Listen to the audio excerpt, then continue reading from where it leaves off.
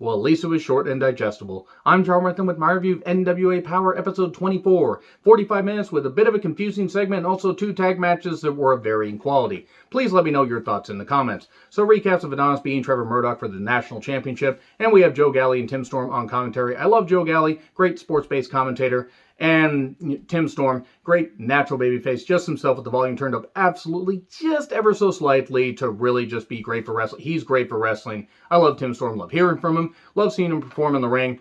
And when his time is up, I think he's going to be remembered as being a great throwback to the territorial days, but also just being great for modern wrestling because he's an example of how you can be yourself and still make a great living in wrestling. I love Tim Storm. Aaron Stevens was on commentary while Kratos just stands menacingly, I am Kratos, and they are the NWA Tag Team Champions. Stevens says they're a scouting competition. Makes sense. Saul Renaro shows up and says, Stevens, I haven't heard from you. Did you change your number? Is it 867-5309? Is it 1-900-909-9900? Kids, get your parents' permission before calling.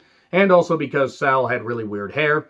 Stevens calls him Prince Pigtail, which is kind of funny. He said he granted him a tag match, but not a title match. That's up to the NWA. And so we get the first of 2 tag matches, Powerrr and Otis in the end versus Adonis and Latimer of Strictly Business, even though Adonis isn't part of Strictly Business. Powerrr's a big guy, and at one point, Otison just lifted him, which was pretty impressive. Powerrr does have something. I've seen a few of his matches. I see why people praise him. This was fine. The heels took over, more big man stuff. Camille comes out later to distract. Otison gets sent off the ropes onto the apron, the hardest part of the ring. And then after Powerrr gets taken out outside, Master Lock on Otison in the ring for the victory. And then Thunder Rosa shows up to confront Camille, who stands behind the guys. So she says, okay, I'm going to go cut a promo in English and Spanish and be all upset. And I took 1 year of Spanish, and I can't tell you what she said, but by God, she sounded fire up about it. She did say, be afraid, be very afraid. I will watch just about anything Thunder Rosa's in because, honestly, Thunder Rosa is one of my favorite wrestlers in the world today. Has been for the last few years. She's just goddamn great. Has improved so goddamn much. If there's a way to find links to stuff to, be able to watch, I will watch whatever Thunder Rosa's in. She's killed it in AEW. She's killed it in the NWA. She killed it in Lucha Underground, and thank God she's out of there, and she's done some great shit since, and continues to do so, and will continue to do so because she's awesome. Then Taryn Terrell shows up. Great, because she can add a lot to wrestling in 2021, and she teases facing Thunder Rosa. Melina shows up. She's a legend in women's wrestling. Thunder Rosa says, no, I don't want anything to do with either of you, and leaves. I don't think this had the desired effect to, really draw interest to this potential, feud and partnership with Melina like they thought. I just really had no desire to see this, but I love Thunder Rosa, so I will endure it. And then we get a way too long Austin Idol Wrestling College ad. Hooray! I want to hear from Old Man Rambling Idol. And then we get May Valentine interviewing Murdoch about losing a national title, and then talks about Strictly Business. He is coming for Nick Aldis. Gross. And then we get Matthew Mims versus Slice Boogie, and Slice Boogie versus Jack Dane and Crimson.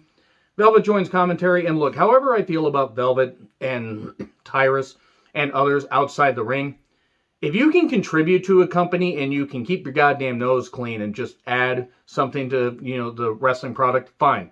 Velvet doesn't do that. She actively seems to take the piss out of everything. She's too damn quiet. She doesn't seem like she cares to be there.